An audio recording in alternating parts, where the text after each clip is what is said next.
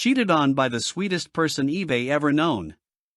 I met her when she was 18, I had just turned 21. It was sort of that instant love that just felt insanely right for all of the right reasons. We told each other that we loved each other after only 2 weeks. Soon after we met, I had to move to NYC as I was graduating and beginning my career. Long distance was never an issue for us, we'd see each other at least once a month, and given COVID, we were able to spend a lot of time together. She became my human to take care of, a reminder of why I work long hours, and my answer to the question of what's the point. Let's call she B from now on. B always struggled with depressive episodes, a lot of it centering on issues with friends and past trauma, but some of it from within and couldn't always be explained. B had begun school in 2019, so COVID, coupled with her school's draconian safety rules, essentially took her college experience from her. She always struggled with the concept of missing out, symptom of a generation that watched too many TV shows about young adulthood.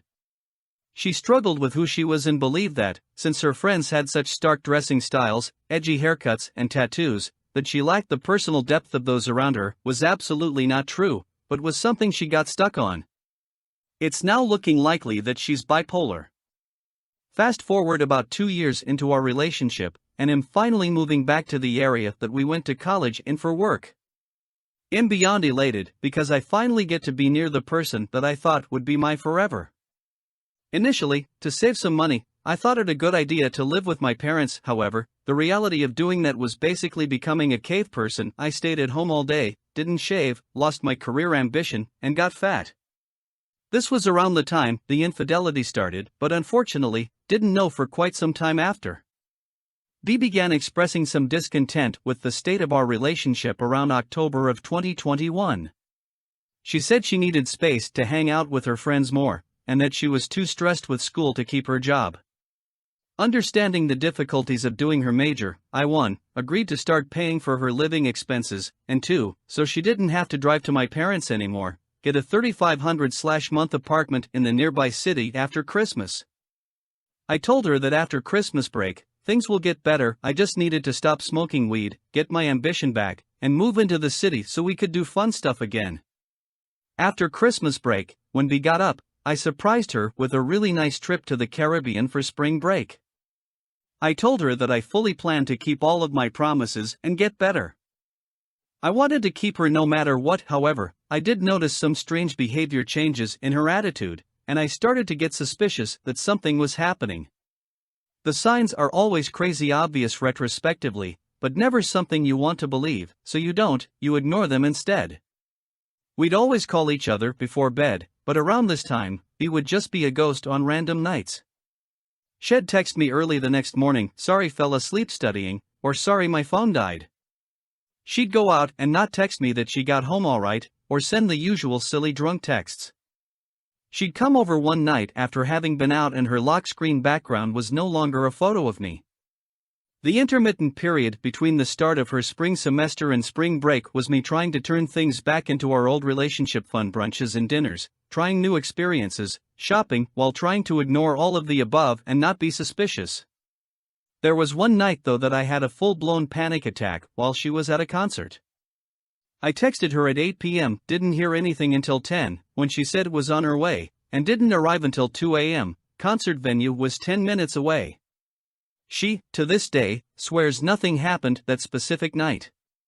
She also promised me that night that nothing had ever happened. So we go on this trip together, end of March, and it is truly one of the best times Eve ever had. We reconnect romantically, sexually, and align on what we want out of the world. But, on the final night, I discover some pretty disturbing Reddit posts that she's posted, not saying I should have done this, but this prompted me to check her phone. I noticed from emails that she's downloaded Tinder several times since November 2021 to February 2022. I frantically wake her up and start asking what the heck is going on. Sobbing and begging, she promises me that she's never cheated and wants to spend the rest of her life with me. I ask her to swear on her family's life, and she does. Knowing her, I left it there. I didn't think she had the capacity to lie on the lives of her family. The next few months after the trip were pretty much back to normal us. Of course I was hurt that she'd been messaging people on Reddit and was on Tinder, but I really couldn't, and still can't, see my life without her. So I brushed it off and took her word. She moved in with me in May of this year. Living together was amazing, we had no issues doing it, had a ton of fun, and life was really starting to feel like it was falling into place. We go to her parents' house for the 4th of July, and then the plan was to fly to my sister's wedding the following weekend. On the night of July 4th, we're scrolling through old photos and there's this one that pops up. It's a sexual picture that, given the angle, she could never have taken by herself. She initially lies and says it's not her, but I mean, I know what her butt looks like. The timestamp is February 1st. The story she tells is that she'd been taken advantage of by this guy. Given the content of the photo, I found it really hard to believe, but it was also an easy thing for me to swallow and place my anger elsewhere. A few days later, through a lot more lying and me crying, I go through her phone again and discover what I missed during the trip. It wasn't just this one guy one time, but it was several people throughout this 4-month period of infidelity. The cheating began right after Thanksgiving when I met her entire extended family. She cheated on me with 5 people, one of which she saw several times, and a lot of it was happening during the period that I was so suspicious of. After I had gotten the apartment and was trying with all my strength to save our relationship. Picture this: I paid for the gas she was using to have sex with other people. I was planning our vacation while she was being unfaithful. Yet, I hate that she's not in my life now. I feel like I could just let it all go if she came back. But she doesn't want to anymore. She says she can't look at me because of what she did to me. I'm not sure if anyone made it this far, but I guess my question centers on this: why do I still want to be with her? Why does every date and every person I meet now just seem boring and uninteresting? Why do I still miss her so much? Why do I have such little self-worth? I'm 24, I work pretty much all day every day, and am terrified I'm destined to the life of my fellow investment professionals, ending up with a 20-something in your mid-30s that only values you for the lifestyle you can provide. I just want to feel that type of love again. Edit: I was dirt broke when we first met. I only started buying stuff for her when I had the money to do so. Update. So, took all of your advice, blocked her on every social media and phone hashtag, made going out on dates with new people a big priority. Not going to lie, dates were tough at first, I'd say up until about the 5th person that I went out with. Having sex was tough, found the dates to be boring. Then, it finally clicked for me when I realized how one-sided our relationship was. How much better I was than her and how little she provided in that relationship. Y'all really helped with that. I've quadrupled my body count, banged her manager that I met through Hinge, I got her an internship at a company, told her coworker what a piece of shit she was. Y'all may think this is petty, but taking back some of what I gave her felt like a huge W. I also think, in a way, there's a reason we matched. After about the 10th date with new people, I'd met someone super cool. She's the same age as me, an Ivy Leaguer and a consultant at a really great firm. She has her own hobbies, which don't include sexting strangers and posting nudes of herself on the internet. She's also been cheated on before, and I think she gets why it's so awful. Although it's still new, we've only been on 4 dates, I'm starting to forget about my ex. I think a big thing I'm looking for is someone that won't depend on me. I want to say thank you for all of the responses telling me I was crazy for wanting anything with her again. I read the responses several times over, it really helped convince me to get back out there. And to anyone going through something similar, get on Hinge, work out and force yourself to go out and meet new people. I realized that I'm on a break from work. This wouldn't have been easy to accomplish if I was full-time working right now. But just getting the confirmation that you still got it was a great push to keep going. My story: how I discovered my wife's multiple affairs. So firstly, just a quick note, I'm reposting because my other posts either got deleted or probably I deleted myself, I don't really remember. Plus many people here wanted to know the story, so I don't mind sharing, and to be honest, I think it helps to write this down. In a way it's therapeutic to write it down, and to let others know. Do have in mind that English is my second language, so there should be a few grammar errors here and there. First, how we met: One night during a night out with some friends and being the third wheeler, the girlfriend of one of my friends invited my ex-wife to join our table, which she accepted. During the hangout we hit off. The connection was there, the spark, the flame. I thought she was pretty and honestly, a little bit shy. How I was wrong. After that night, we went on a date, but before that I purposely gave my contact wrong to see if she kept the interest. She managed to find me in FB, and added me as a friend. We started texting, and thus the first date was made. On that same date I kissed her. We were sitting on the couch of a club, and I thought to myself, the worst that can happen is getting slapped. So I asked, "Can I kiss you?" She stared at me like a deer in the middle of the road, then her face came closer, and bam, big old smooch. After that she started coming to my house more and more frequently, and after a small argument I said that I loved her. Bear in mind that this was the first time I knew that I indeed loved her, not lust or passion, just simply love. She texted, "Do you really love me?" I responded, "Yes I do." She asked, "Do you want to be my boyfriend?" I of course said yes. I know, massive red flag. After that we started dating and everything went alright. She met my friends, which many in fact would betray me after, and everything felt nice. She introduced me to her parents and I introduced to mine over Christmas, in 2019. She wanted to start a family and wanted to have children as soon as possible. Now I see that she gaslighting me. I've always wanted to take more slowly, but I loved her at the time, plus I also wanted to be a father. She wanted to get married, and so we did. We got married at the beginning of the next year, 2020. We moved in with her parents, and since I was the only one with a job, I brought all of my income to the household. She never got a job, either because she didn't want or was unlucky, I don't know, although I did know that she never touched her pension for the medical leave. All stored up. And I was penniless. The bills kept coming and the payments were done. Fast forward a few months, I get the suspicion that something's off. By this time I had managed to clear her name from a previous husband's debt, and her mother's, and was still paying her car. Also I paid for an operation for her to get thinner for her health. She was quite obese. Like pretty big. She didn't exercise and fast food was her go-to meal. I on the other hand, since I was a chubby guy since childhood, tend to take caution, but at that time I was also very big. I knew something was off, but I couldn't point it out. She would constantly belittle me, criticize me, and tell me to man up. I kept quiet, and just assumed it was my fault. I didn't want to lose her. I was so stupid. Rose-tinted glasses. Her father belittled me, her mother criticized me. The only good people of their family was the grandparents. Things remained like this until her mother got sick and went to the hospital. She stopped sleeping with me and the bedroom was dead. I grew in frustration, but bottled it in. She would go out at odd hours to return way late, no hugs, no intimacy, until one day I said, "Will you please go sleep with me just once? I need my wife with me." She decided to go sleep with me only one night. And then again sleeping with her mother. When she slept with me she was angry to do so. I decided that I would stop asking, and started sleeping alone. After that she would only sleep with if she so desired, or because her father wanted to.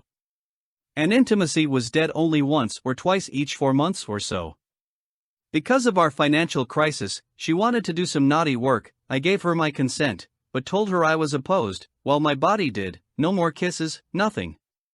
She said no, she promised to stop and that she was only mine afterwards, yet still didn't slept with me, and again I always had to initiate. My frustration grew. Fast forward to this year, January, my mom gets diagnosed with breast cancer. I warned her I wanted to go and see my mother. She said she couldn't come because she had a course starting on February. My guts start giving a warning sign. From February to March she goes to her course for renovating her licenses to start doing private security jobs. When she returns we were lovey-dovey, then before leaving again, she drops the bomb. One of my friends wanted to do the dirty with her and that he loved her, got upset about the fact and started a witch hunt, cut contact that I had a suspicion of being capable of doing this. This was before we got married and she came with the BS excuse of "I didn't want it to damage your relationship with your friend." BS. Red flags waving in the sky. I confided with a true friend about my situation. He told me, "Mate, she is doing the dirty with other guys. Check her phone if you are not sure. If there's nothing there you can relax." During this crisis my ex-wife decided to run away with other man, then help me out. All I just needed in my opinion was a kiss, a hug, a warm night, nothing else. I would be happy. She returns from her course. I wait for a few days. The day she gets back decides to make an argument with me, saying that I'm doing nothing for us, and that I don't take the initiative. Same old complaints. We were planning during that time to move out and got to a city that has a lot of job offers and start living just the two of us, plus my mother-in-law. In a way it was never just the two of us, my mother-in-law was always there. During the argument she asks, why don't I take her again on dates? I replied, well, your mother is always with us, I can't have a small alone time with you. Plus every time I proposed for us to go on dates, she would deny it or just plainly tell that she didn't want that. During this time I didn't had any proof. A few days go by and on the 13th of May, after she's asleep, I unlock her phone. I felt dirty, stupid, by doing this, but that feeling quickly went off, and was substituted by rage. I saw in her WhatsApp, loads and loads of texts, pics, videos, you name it, she did everything. Meanwhile I was stuck at home, with a dead bedroom and penniless. I found out that she was in bed with another man during my B-day. Rage soon came. I wanted to slap her awake, but thanks to my mother, I managed to remain calm. Went for a smoke outside. After that, every day until she left, I collected evidence upon evidence, tried to sweep my tracks, but every time I kissed I felt like I was going to puke. I trusted her with my life. I wanted to raise a child with her. I wanted to grow old with her, but after that night, and until today, I only feel rage, disgust, and hurt, so much pain. The day before she left again, for her course, I confronted her. At first I said, we need to talk. Don't you have nothing to tell me? Are you sure? Aren't you back into the bad life, my term, are not seeing other men? Other women? She denied everything. I asked to show her cell phone, she didn't.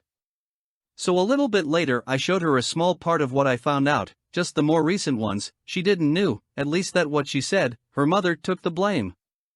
I didn't believe that and still don't, so she left. I told my mother what happened.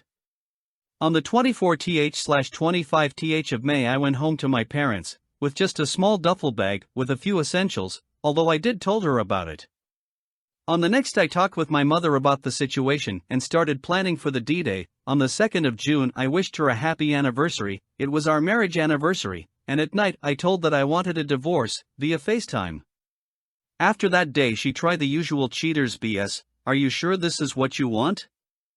Remember, we are stronger, didn't you want it to grow old together, etc. During this time I was wavering a bit, and kept contact to a minimum. We were supposed to meet after that to sell our wedding rings, but she was a no-show. Quite probably she went to the place she was staying to do some nightly activities. I went and sold my rings with my mother-in-law, and she was tearful, but I didn't felt a thing, nothing, just anger. We went with a friendly divorce. I kept my things, she kept her. We later met before the divorce to talk and signed the paperwork. She wanted to know why? I told her, you neglected me, you didn't sleep with me, you didn't had intimacy with me, you didn't care, you always told I was your first priority, but your actions told me otherwise. She asked, didn't you think that if we lived alone together things would change? I believed for a while, but you never changed, and the day never came. I never cheated on you. I don't believe that, and never will. Can we at least remain friends? You will change your number or block me on FB, etc.? Sure, I won't.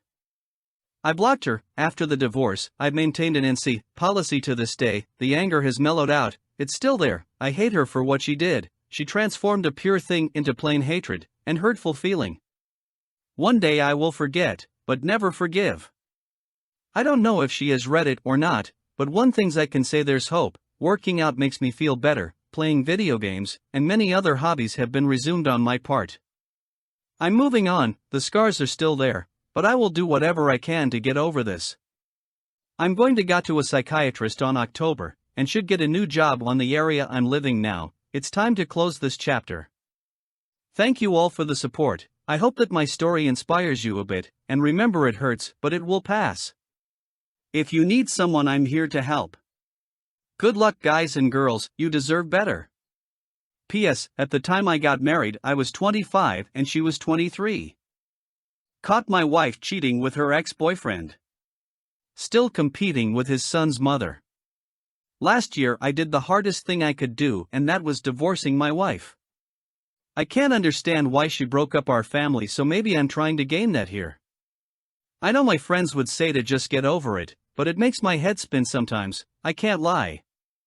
My wife was messing around with her ex. Even though she was better off by leaving him. I, M34, met my wife, F31, on the bus going to work 7 years ago. She got on the bus 3 stops after me, and I would always stare at her. There were a few pretty girls that would get on the bus, but she was my favorite. One day the bus driver had hopped out the bus to go into a convenience store, and we just looked at each other and laughed. We talked about how weird that was, and we talked ever since. While we were riding the bus and talking, she would bring up her boyfriend Keith and always complain about him. She would always catch him cheating with the mother of his child, and he would deny it. His son's mother don't like her, so they never really got along, and it would cause them to always be separated. I really cared about her, so I would tell her to just leave since he was a clown, but she would still stay. I didn't know how to get her out of the dumb love triangle she was in. All that changed when my father gave me his SUV when he upgraded his car with no charge. This was great, and one of the first things I had wanted to do was pick her up from the bus stop. When I had got the car, I started picking her up and taking her to work, something her ex didn't do. Even though she got to work earlier, she was happy. Then I started taking her to other places just to hang out. We had so much in common, especially since she had family that lived in Guayanilla where I grew up. After a while I decided to shoot my shot and told her how I felt and that she should leave her boyfriend. She tried to give me a bunch of excuses, but failed to give me a good reason to stay with him. A few days later, she called me and told me she wanted to hang out for the weekend. When I picked her up, she told me she was done with him and his situation with his child's mother. After that, we were officially dating. We dated for about 3 years before we got married. She was definitely happy to be in a relationship with me and bragged to her friends about how great I was. This had made me feel good, and I thought we seemed like those funny TikTok couples she looks at. She started talking about marriage and I proposed soon after that. We were so in bliss after I proposed we actually got pregnant before getting married. After getting married, we had 2 daughters and a nice home to live in. There was very little for me to complain about at the time. We were the typical family running around after our daughters who were 5 and 3 years old and going to work. I always treated her right and I tried to balance being a good father and husband. She would do the same, although it was a challenge because our daughters were definitely a handful. One day my cousin Anthony canceled on me because his mom was getting out of the hospital. Since he was picking her up, I decided to take my wife's car to finally get her check engine light taken care of. After walking out of the shop, I opened her glove compartment up to put the paperwork inside for later. When I opened it up, a bunch of crap fell out and I had to pick it up. While I was cleaning it up, I found a pretty recent picture of her with her ex-boyfriend Keith. The picture surprised me because it was a picture of him locked up somewhere. In the picture with him was my wife and his sister Nadine. This surprised me because I never heard about her visiting him while he was locked up. I didn't even know he was locked up. He got a little heavier, his dreads were longer, and he was wearing glasses he didn't need, but it was definitely him. After cleaning up the mess, I drove home with a bunch of crap on my mind. I couldn't understand why she was going to meet him while he was locked up, and why I wasn't told about this. It gave me a sinking suspicion about this, especially since it was so hard to get her to leave the love triangle situation she was in. When I got home, my wife was watching TV and went straight for the computer. I did a deep dive and I found out more about the situation. Apparently, I knew I wasn't going to find anything on her social media, so I checked his sister Nadine's page. I found out he's been out for 3 years thanks to the pics. Looking further through Nadine's friends, there were pictures of my wife with Keith and Nadine at a couple places and parties. Seeing this got me emotional and I had to ask her about it and see what she has to say. I started up a conversation with my wife and I casually asked, has she heard from Keith? She looked at me confused and had told me she hadn't heard from him. I couldn't believe she just lied to me in my face, and I knew I couldn't trust her anymore. When that happened, I started thinking about all the things I should have noticed that was going on. She was gone more often, she stayed up later on the phone, and she avoided romantic gestures towards me. After she lied, I started snooping for some answers. To catch her slipping, I took on more responsibility with the kids so that she might use her free time to make a mistake around me. After a few days, she slipped up and told him I was going to be taking my kids to see my parents. After hanging with my kids and my parents, I called the old lady who lived next door and asked, did she see somebody come over my house?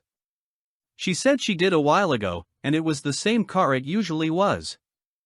This surprised me because even our neighbor knew Keith was coming over. Even though I didn't know everything yet, I still was mad because deep down I knew what was up.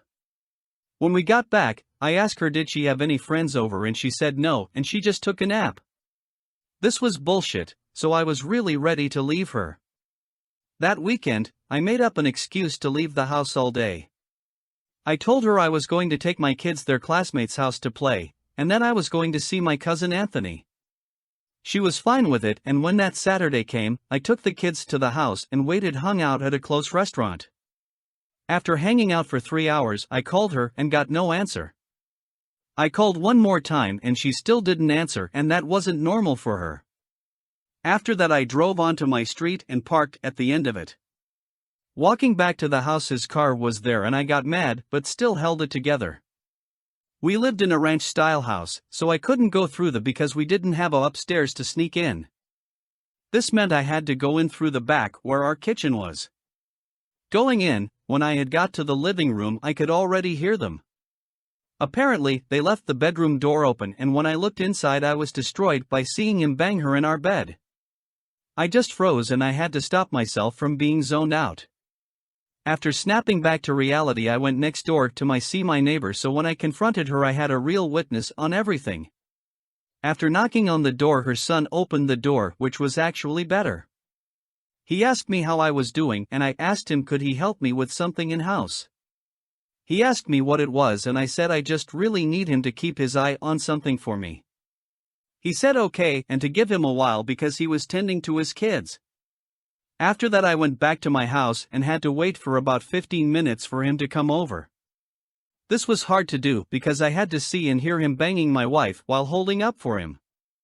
When he finally came in, I told him to wait in the living and I walked in and had confronted them both. It was a real mess, and when we started all the shouting, our neighbor's son came in to see what was going on. When he came in, Keith thought we were going to jump him, so he hopped out our room window half-dressed, and my wife was embarrassed because she had on nothing but her socks. After shouting I wanted a divorce, she yelled back at me "F you," and we just left back to my neighbor's house. I thanked him for having my back and apologized that I didn't tell him what was going on. I told him I didn't think he would come over if I told him, and he laughed and said I was right. He said he only intended to bring his kids over to see their grandmother, not all this. When night came I left to my cousin's house to be with him and his girlfriend. While driving there, my wife had called me to curse me out. I told her I did everything for her and she disrespected me in the worst way. She had claimed it was my fault and I tricked her into marrying me and having kids when she wanted to work it out with Keith. When she said that I had no feelings for her, I told her since she regretted having my kids, then she don't have to worry about them anymore. She tried to say that's not what she meant, but I hung up on her. She can say what she want about me, she can even say she regret marrying me, but I won't allow her to disrespect my kids. When I got to my cousin's house, I told him everything and him and his girlfriend never left my side, even through the divorce. I think it brought us even closer. Through the divorce, I ended up getting screwed over hard because not only did I have to pay alimony and child support, but she got the kids too. Afterwards she called me and tried to apologize for what she had said about the kids. She said she loved our daughters and don't regret having them, and I asked was her love the reason she destroyed our family. She said didn't mean to do it, but everything changed when she ran into Keith's sister Nadine. She said she ran into her while out at lunch from her job and they started to catch up. She said she asked Nadine about Keith and Nadine said he had got locked up. Apparently, he got stopped on a DUI and when the cops searched the car they found marijuana on him and his friends. Plus they found out the police was already looking for him, so he ended up getting brought in. After hearing this my wife felt bad, and Nadine asked her could she help support him while he was in jail and she agreed. After he made parole, he reconnected with her and apologized for how he treated her, and after reconnecting the affair started for about 2 years. I knew he meant none of it, and recently, I heard I was right. A friend of mine told me he ran into a friend of hers and recognized him from hanging with me and my cousin. She asked him how I was and he said I was good. When he asked her how my ex was, she shook her head and told him she should have just stayed with me. Apparently he was still messing around with his son's mother, so Keith was banging them both.